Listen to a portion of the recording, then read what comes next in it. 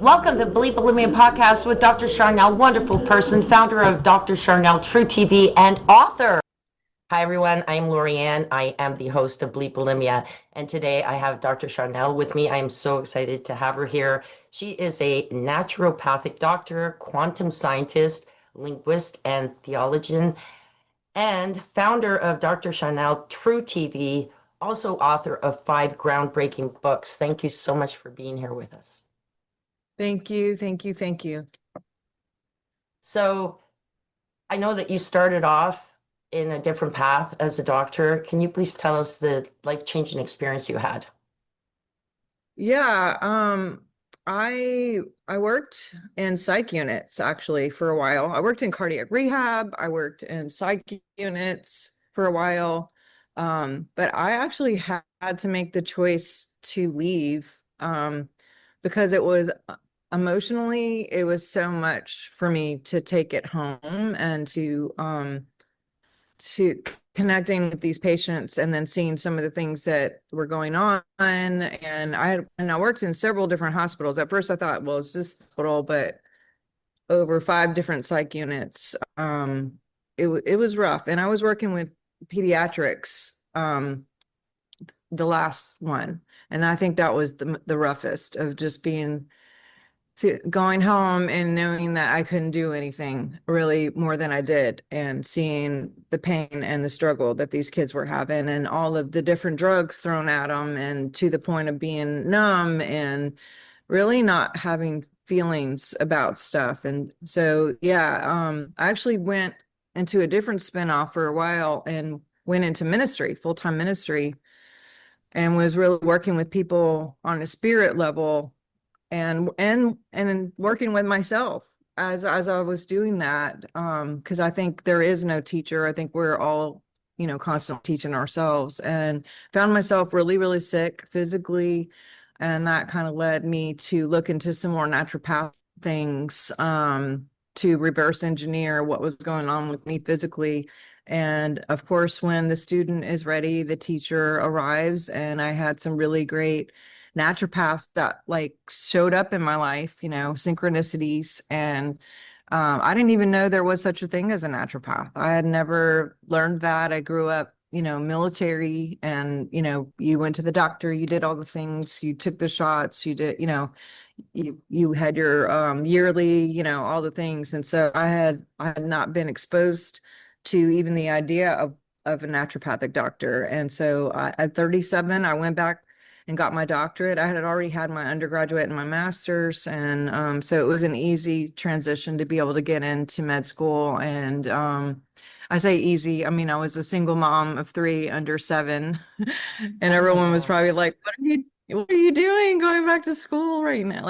Yeah, but here I am now, and I still don't know what I'm doing. So I'm just, I think that's the problem with me, is I want to do everything. So it's like I'm constantly doing 19, different jobs, because I love people and helping people. And yeah, so that's kind of my situation.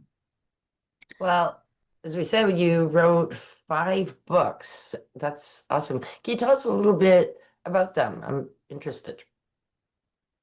Yeah, my newest book is called The Science of Miracles, and it talks about how we all have this usually 4 to 5 feet biofield, or aura or electronic belt, that in Chinese medicine and the Eastern side, they consider that a part of the physical body. And all the medical books had that at one time as a part of the body. And now they've, which is interesting. But the biofield, bio means 2. It's both radiating and, it's all electronics. Everything, there's a radiation, but there's also a magnet. So there's two functions here, where there's something that goes out and something that comes in.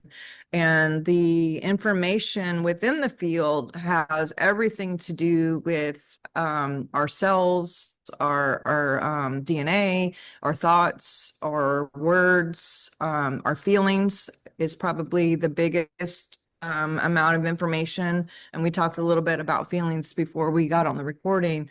The heart is the biggest magnet. So the things that we feel are what we're going to bring more to us as a gift, really, to let us know where we are, and to work out those things that are, quote, brought to us, acclimate, or to just be aware that they're there, whether it's anger or frustration, or whether it's joy or love, so what we think about, what we talk about, what we say, what we do, and then our genetic history has a radiation, as well as every organ, our blood, our bones, everything has a radiation. And then that heart is what pulls things into the field. That's very interesting. I have, this may be totally irrelevant to it, but I have a question in that field. Um, do some of us are some of us very protective of that field and letting people in it? Because I find that I have that feeling that some people can come in and I'm fine, and some people come and stand close to me, and I move like out of the Yeah. way. So, Absolutely. And you should, because there are people who are unsafe people. There's a man named Dr. David Hawkins who wrote a book, well, wrote several books, one on the map of consciousness. And so there is this map of truth or falsehood. And, anyone 200 and below is falsehood, and everything 200 and above is the truth, or a version of the truth, or love, or peace, or harmony.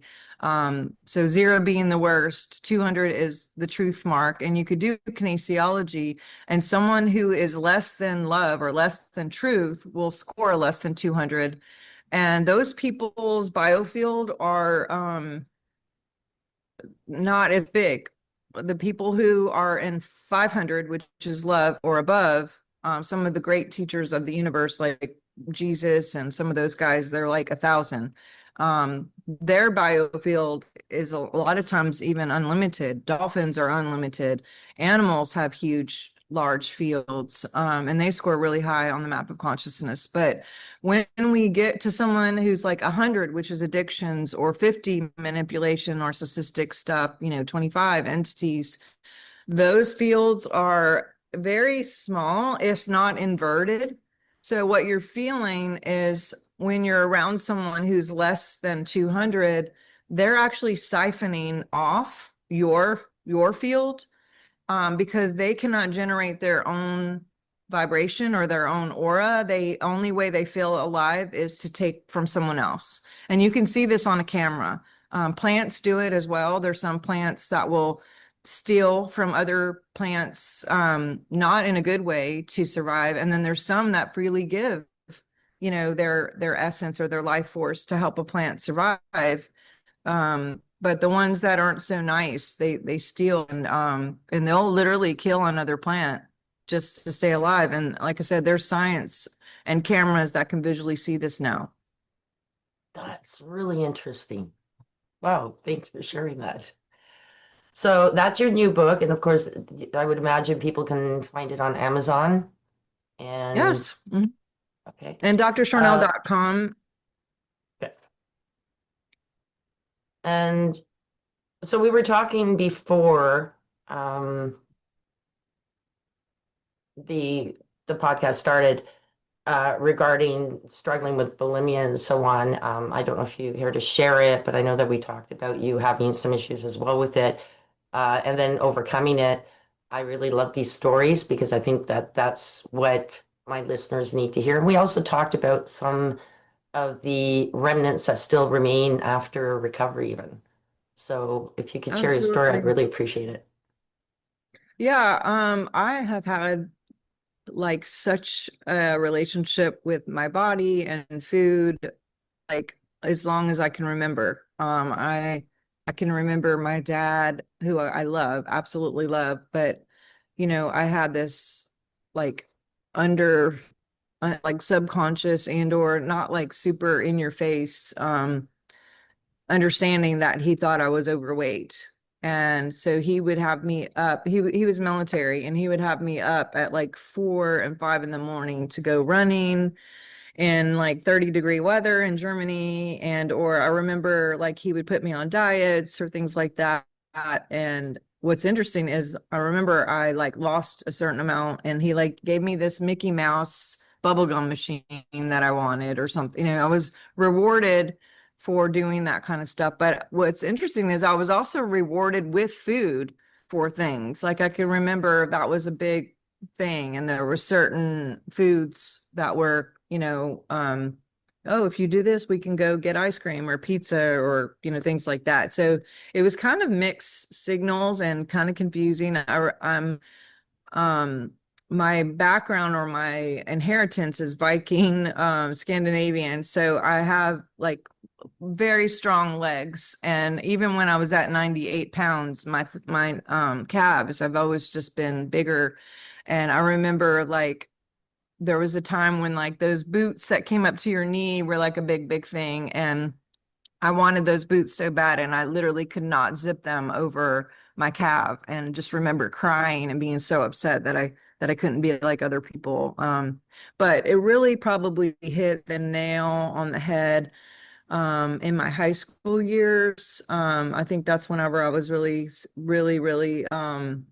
just I was on the dance team, and they would weigh us, and if we weren't a certain weight, we couldn't dance that week at the games. And um, that was a choice for me to even do that. But yeah, so there was just so much attention and focus on weight, and I started getting really obsessive about it, to the point of like after school I would start exercising, and I had this, major routine of like however many hours on a bicycle, and then I would do weights, and then I would do cardio, and teach aerobics and doing aerobics, and was a personal trainer. And so I would incorporate like side jobs to exercise so I could get paid and exercise at the same time. And when I went to college, I had it in my mind like, well, when I go to college, I'm going to lose all this weight. So when I get there, no one will ever know the fat me. And you got to understand the fat me was 130 pounds. Like,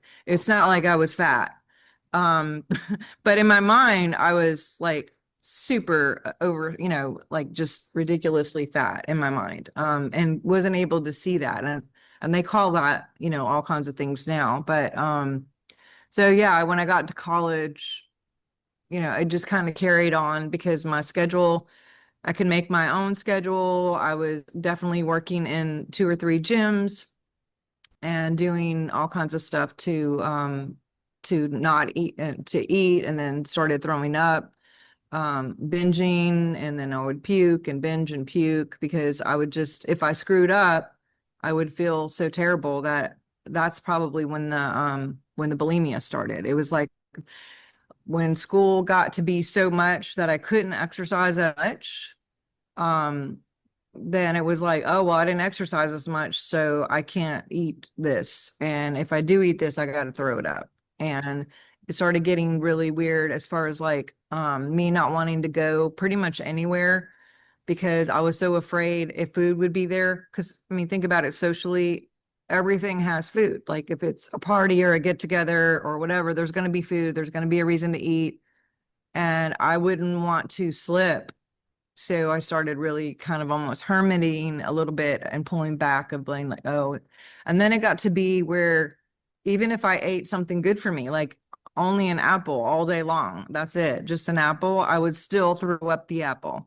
Like it was just so out of hand. I mean, ridiculous out of hand. But yeah, and then I started working in psych units with eating disorders to pick up tips and figure out like how to so I could get better at what I was doing. And I found there was a friend of mine that was in college that was also anorexic. And so I was like, well, maybe not eating would be better because then I don't have to throw up. So I just stopped eating. Um, and yeah, I got down to like 90 pounds, would pass out all the time. I remember I was working as a in in the mall at a shop, and I loved my boss. I mean, I just loved this job, and I loved the people there. And one morning I got up God, I don't think I've told anybody this, but like a couple people, but I got up too fast and I got really, really dizzy. And then I went into a full on seizure. And I remember being in a seizure on the ground. And I remember I was just about to brush my teeth. So I still had like my toothpaste in my hand and my toothbrush. And I remember hitting the ground so hard and hitting my head and just like, frailing on the ground, like beating myself against the ground because I couldn't control the seizure. And I don't know how I got out of it, but when I did, I had a concussion and bruises just all over my body. And I was still holding the toothpaste and the toothbrush. And I had to call work because I was late. And when I finally went in, my boss literally pulled me to the back and was like, "Hey, we know that you're not late because of this." She didn't know the details, but I had called in sick so many times because of being sick and passing out that they were like, "You have a problem. You need to get help. Like, we know this is not cool and not normal." I mean, lovingly. Um, but Yeah. um, but I got fired. And I think that was like a little bit of the beginning of up. Yeah. Wake up call. So from there, how did you move forward to recovering? What's really interesting is I read this book by Oz, I guess his name is Osmondino or Osmondigo, something like that. And Yeah. it was a book about the miracle of life Yeah. and all of the things that come against the actual process of getting pregnant in the first place to be here, and all the obstacles and all of the sperm and the egg and the ones that die off, and then even making it all the way through pregnancy. I don't There was something about this book. I mean, I just remember crying and being like, wow, like I'm supposed to be here. And if I'm here, I might as well like do something. And I kind of put it together that for me anyway, there were two things involved in the eating disorder thing. Number one, it was something I could control. When things were out of control, this was something that I could control, even though I was lying to people and like getting up in the middle of a table and go throw up and then come back and be like, "Hey, I'm cool." And oh yeah, I ate today. I already ate, so I'm not going to eat dinner because I ate already, and all the things that you do to constantly lie. Um, but it was my form of being able to control what I could control because everything was so out of control. And then the other thing was it's a slow form of suicide. Mhm. And Mhm. I think, a lot of people will do it in different ways, quickly, maybe. But that and smoking, I was smoking a lot to my appetite. Both of those things are a slow form of of death. And what what came to me was I guess I didn't want to be here. And when I read that book, I realized, well, God wouldn't put me here for no reason. God, I must have a reason to be here. And it just gave me this whole different perspective about like, yeah, I should be here. And it just kind of shifted things. He's a great author. I think it's Ogmendigo. Mendigo. Yeah, I've read actually a few of his books. He's just it's phenomenal. Like his perspective on life and that he's just wonderful. Um, so from there, we were talking about that there are still certain things that remain after. So I was bulimic for 30 years, as a lot of my listeners know, 14 years recovered. It'll be 15 next year. And I'm so excited. Like I'm looking forward to the 1-5. um, Yeah. but, but we were saying that like you were explaining to me that there's still certain things that can trigger. With me, I was explaining that I was doing typing for my sister, couldn't stand it, hated it, and I got the feelings. But the awareness of literally wanting to go and just eat while I'm doing something I hate, right? And then knowing I could throw it up, I stopped myself knowing that this was a trigger and I quit. It's helpful. Yeah, you're right. As long as you're aware of it, it's good, but they're still there. Um, I don't, that happened about 5 years ago, and I think that that was an eye opener for me as well. So now I just know if I'm really getting into something that I really don't like, um, Yeah. that could trigger, I just don't do it. Like, yeah. Yeah. So Yeah, I had some triggers too because up until pretty much 30 years old, I wasn't going to have kids. I, I, when I was a little, I wanted kids, but when I got into the eating disorder, I just couldn't, imagine getting fat. Like that was just, oh my gosh. And I do remember like there had to be some part of me that wanted to have kids, but I didn't want to go through the process of getting fat, which isn't fat at all. It's just having a child within your body, which isn't fat at all. But when my mom and dad took me to counseling, because I did attempt suicide with pills 2 or 3 times in the middle of all this as well. And um, I don't know what happened. There's just the grace of God. I woke up 3 days later, super sick and throwing up each time, but I wasn't successful, thank God.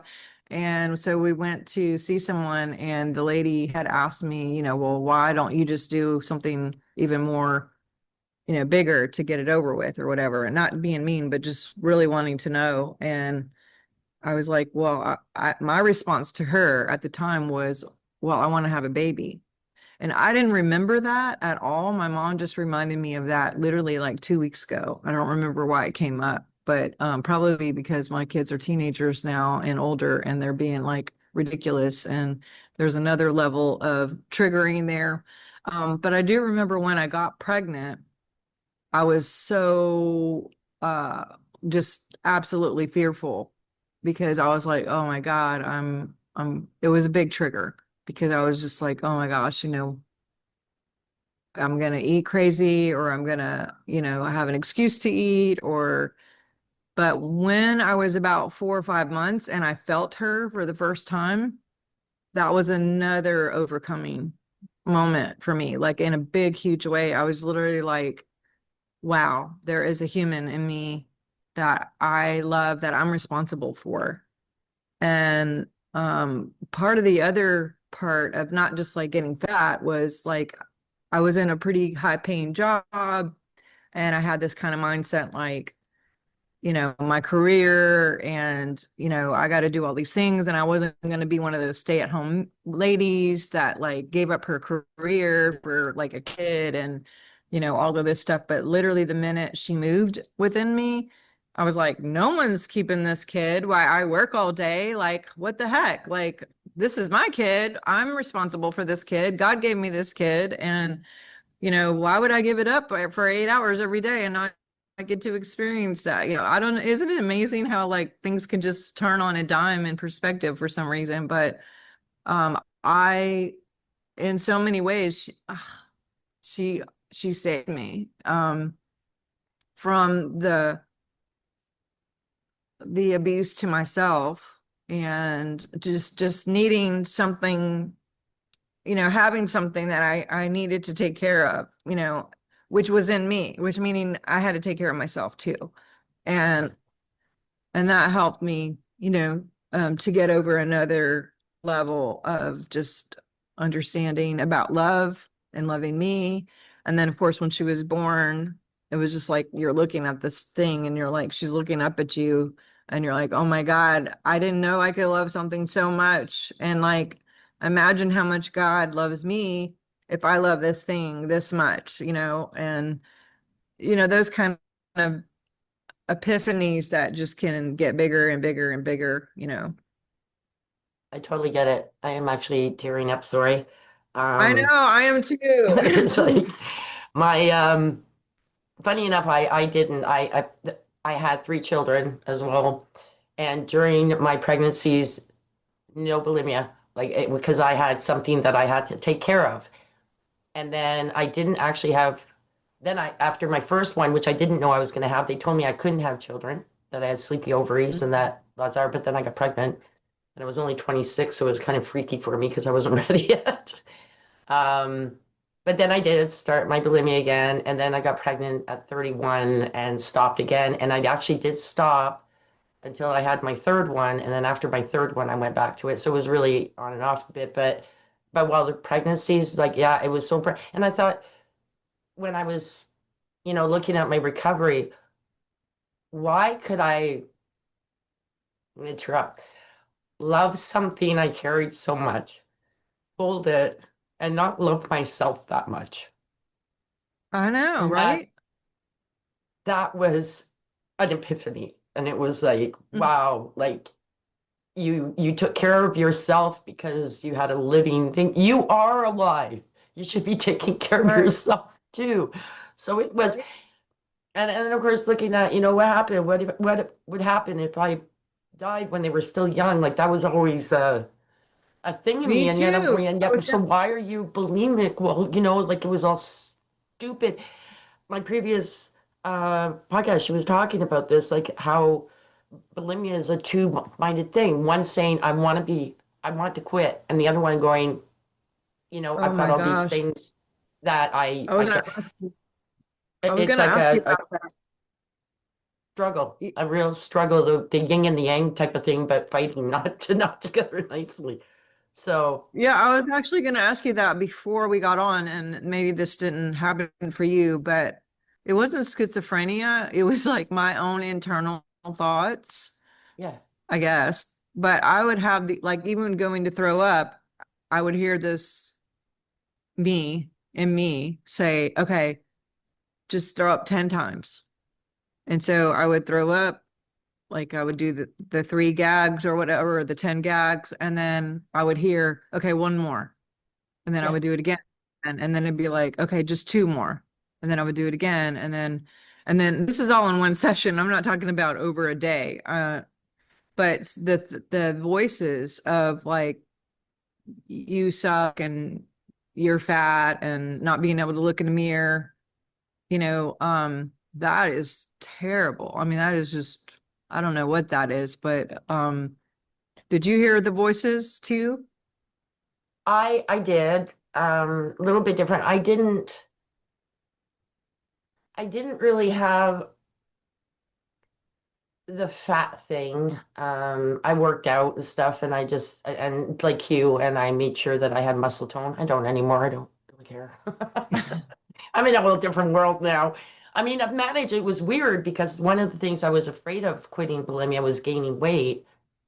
And but I learned to have a really good relationship with food and eat slowly, and I eat whatever I want, but I tend to side towards healthier things anyway. Like I can eat pizza, but I don't like it. So and and I stopped eating peanut butter, but I'm back to eating peanut butter because I love it. And so just weird. Good relationship with food, eat slowly.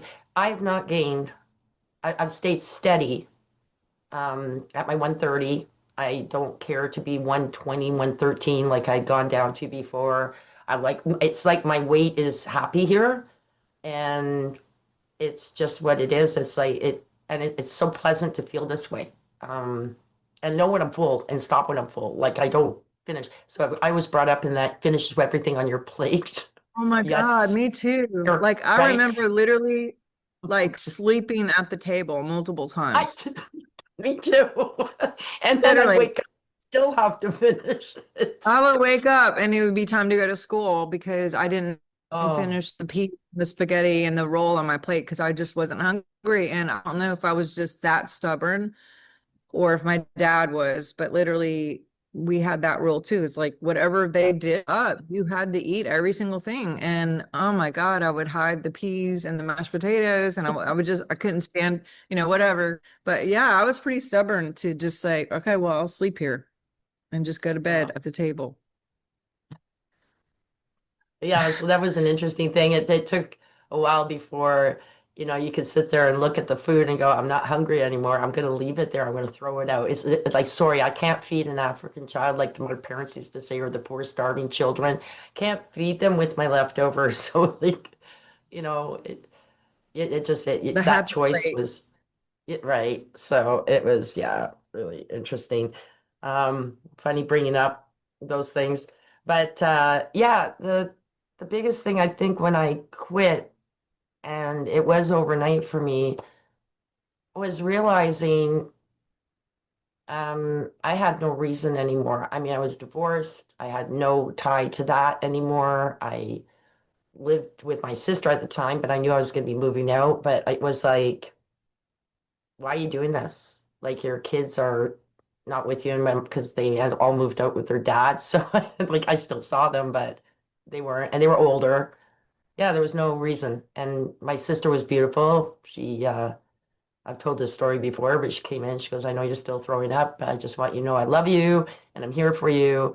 And that's when it made me think, that night made me think, like, why are you doing this? This is ridiculous. And woke up the next day and didn't want it Just anymore. stopped. Just stopped. Wow. Yeah. Wow. Cold But turkey. it took 6 months to really reset myself and, like I said, build that relationship with food, put it on a plate, get to know that this is, what you want to eat. Don't go for seconds because that'll trigger. So I knew my triggers and I became very, very aware of them. And that's how I was very lucky that that happened. But like I said to you, that one time working with my sister doing her typing, that I could feel that old Lorianne there wanting to just Mm. eat while I'm doing something I hate. And Yeah, then, I think yeah, my triggers are back to the whole like other people not liking me because I don't like me, or I don't like me because other people don't like me, or whatever, which comes first, the chicken or the egg, because it's all the biofield. So the more we don't like ourselves, the more we attract people who won't like us.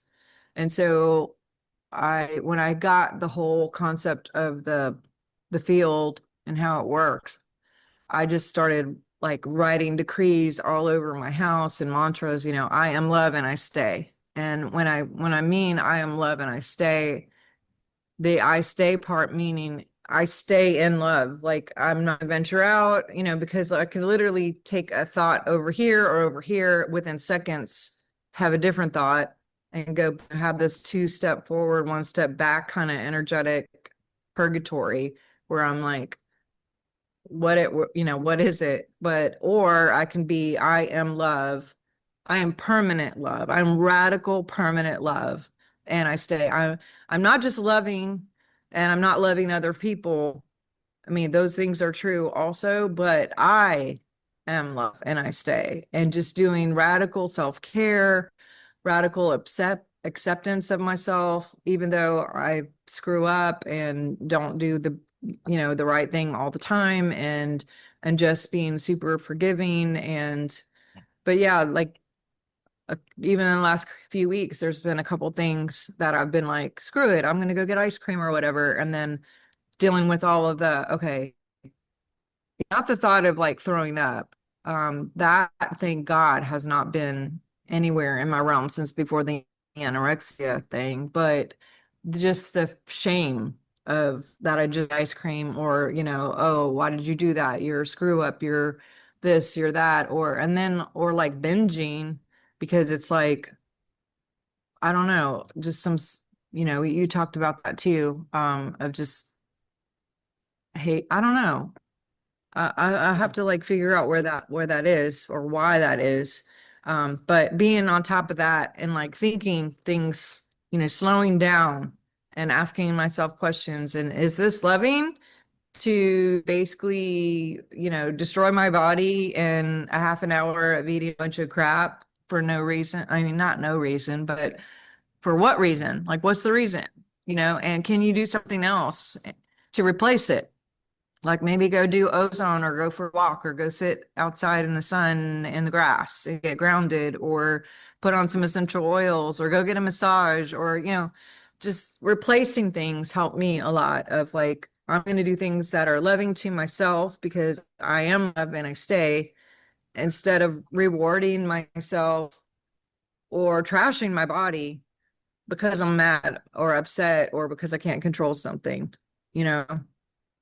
it's interesting because we talked about, like we were talking about, like the anger, like that.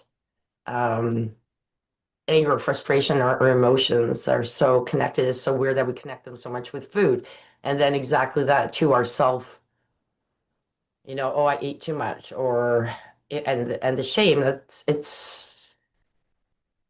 it's something that takes time to get over because it's so ingrained in your head, like from all those years and all the diets and all the people. I think it's really cool because I know that people out there, they talk bad about other people, and then I know that I can't imagine what they say about me, kind of thing. And at one time, that really bothered me. I'd be thinking, what are they saying about me? What are they saying about me? Because if someone talks like that, usually they talk about everyone like that. And I'm at the point now where I couldn't care less. I don't care. I mean, it's not even worth being in my life. Like you said, this is me. This is my life. I have my dogs. I have my little cats, and I am very happy. Love where I work. I'm very blessed. I live with my mom. I have for the last few years since just before Dad passed, and it's been really a blessing. And sometimes you think, why are things going so well? What's happening? Right. Anytime I start to think that, because that is one of those things that you thought of in the past, like, oh, things are going too well, they got to go wrong. And sure, you manifest the wrong because that's how you're thinking. Um, Yeah, I talk I about that in the deserve book. this. Yeah. Yeah. Yeah, I I came up just, on that program as well. cool. Sorry, So, go ahead. no, I was just gonna say, like, I changed my mindset and say, I deserve this. This is my time now. I deserve it. And it's gonna be great. I know my mom's 90. I'm gonna have to go through something probably unless I go before her because I never know, knock on wood, but it's gonna be something I have to deal with. While things are good, I am just taking it all in. That's that's Yeah. what I'm doing. Yeah. So, but I love that. You have four other books. Did you want to quickly speak to those as well? I have a book called The Seer's Handbook, which it just talks about intuition and seeing things and what they mean, feeling things and what they mean, like symbolically. I have a book called Keys to Third Heaven, using Third Heaven revelation to impact the world, and just again talks about intuition and connecting to following those hunches and how to use what you get to help people. I have a book called Spiritual Reflections of a Montana Girl in a Louisiana state, because I'm actually from Montana, but I'm in Louisiana. And it just talks about signs and synchronicities and how to tap more into that. And then I actually have a book on ketogenics because I got sick. I ended up having cancer in the past in 2016 and went on a ketogenic diet and did a lot of other things as well, self-care as far as hyperbaric chamber, ozone IVs, cryotherapy, raindrop therapy, like a whole list of things naturopathically to reverse that, and which involved a heck of a lot of self-care to choose to stay and to love myself and to be here. Um, but yeah, so I help a lot of people in that arena, people who end up with those diagnoses, as well as just working with people who are trying to change patterns of any kind, whether it's addictions or bad marriages or picking bad partners and having those patterns. I also had the same thing that you were talking about. I call it a program of like the Murphy's Law thing, where like if something's good, something bad's going to happen, cancel, clear. And I knew I had to replace it. And so I was looking for something because in my mind, when something happened, I would ruminate and go OCD, and then that would just create more in my field, which caused a magnet for more things to happen. And I had this like really stupid process of, creating more. And I would even call people who I knew would agree with me, like people who are family members or whatever. And I would say, oh my God, this happened now. And they'd be like, oh, there's always something, cancel clear. They didn't mean there's always something really great around the corner. They meant like, of course, that would be the normal thing. A bad thing would happen, cancel. So I looked for something to replace it. So that would be in my field as a radiation. And I kind of like inquired and was like, hey, okay, what would be a good one? And something popped up on my Facebook, like a commercial with Dr. Phil of all people. And Dr. Phil was like, he had this little meme or whatever, and it was just a quick little thing. And he was like, the best way to predict the future is to look at your past. And I was like, oh, there you go. There's a good one. And then I thought about it really, and I was like, wait, what if your past sucked? Right. Then you're going to get more of it, so like, no, not that one. And so I kept on this like quest of like finding the perfect mantra that I could put all over the house. And within an hour, another meme pops up, and it was actually President Abraham Lincoln with this meme, and it said the best way to predict the future is to create it. And I was like, oh, yeah, I can, the more I love me, the more that radiation goes out, and the more people will love me back, because they can only respond to my energy, my code. Everything is numbers. And so when we have positive numbers going now, we get positive transactions, and everything is transactional, whether we think it is or not. That's just the way the quantum physics works. And so the book talks a lot about how to change those patterns from the inside out, because everything is an inside job. And we have or I had a tendency, I'll speak for me, I had a tendency to think, it's about them. They did this, or why does this keep happening? When really we are the one that creates everything. And we can be switching it up just as fast on a dime and create something brand new and beautiful. So I work one-on-one with people. I do biofeedback so we can kind of see what's in the field, so we know what's going on in here, and then we can change it from the inside out. And whether it's emotional or physical, those things are reversible, and we can have a perfect, beautiful, loving life. So it's fun and easy when we choose for it to be fun and easy. But when we don't choose for it to be fun and easy, it's hard and rough and disgusting and terrible and sad. And it's all about perspective. Absolutely. Absolutely. That's wonderful. I'm so glad that we had this chat. It was really wonderful. And Dr. Sharnael, if you can please, I know we spoke to your book before, but if you can please reiterate where people can find you, where to find your book and everything. Yeah, drsharnael.com is my website, and I have my biofeedback there. You could do personal consults. I have lots of workshops. If you can't make it to my in-person workshops, I do a lot of teaching and have some of it on workshops that you guys can do right from your house.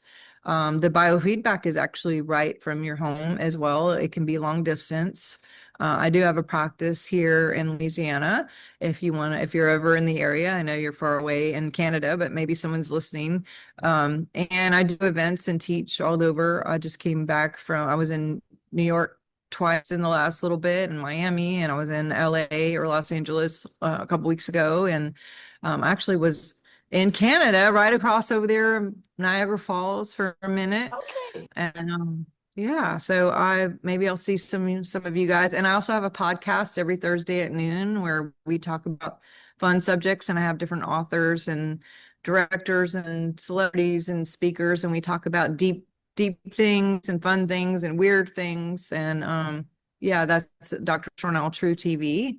And yeah, I would love to connect with you. And I just want to say how much I appreciate you and your service and your contribution to this beautiful world. And thank you for making it better.